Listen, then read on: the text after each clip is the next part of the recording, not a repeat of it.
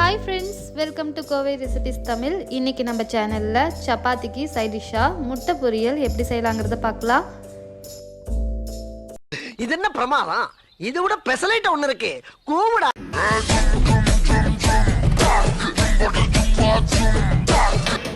pan நல்லா சூடானதும் நான் 2 ஸ்பூன் தேங்காய் எண்ணெயை நல்லா காய வச்சிட்டேன்.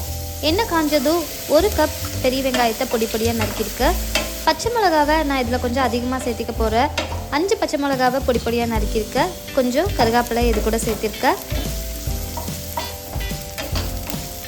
வெங்காயம் பச்சை மிளகாலாம் நல்லா வதங்கினதுக்கப்புறம் ஒரு சின்ன சைஸ் தக்காளியை நல்லா பொடி பொடியாக நறுக்கி இது கூட சேர்த்திக்கிறேன்.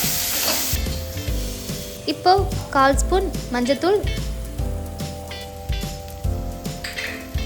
1 ஸ்பூன் மிளகாத்தூள், தேவையான அளவுக்கு உப்பு சேர்த்திக்கோங்க. இப்போ இதை நல்லா போட்டு மிக்ஸ் பண்ணிக்கலாம். கொஞ்சம் ட்ரை ஆச்சுன்னா எண்ணெய் ஆட் பண்ணிக்கோங்க. இப்போ நான் 5 முட்டையை நல்லா பீட் பண்ணி இது கூட சேர்த்திக்கிறேன்.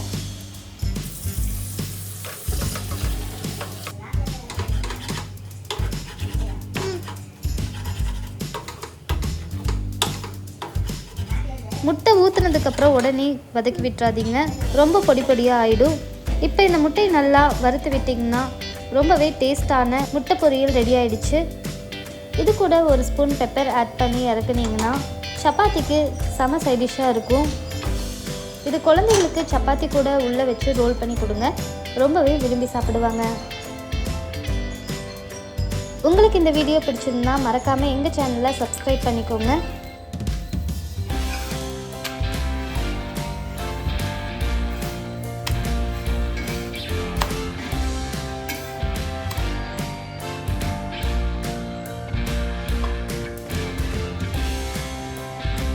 உங்கள் சப்போர்ட் எப்போவுமே எங்களுக்கு தேவை. மறக்காமல் சப்ஸ்கிரைப் பண்ணி இந்த வீடியோவுக்கு ஒரு லைக்கும் கொடுத்துருங்க.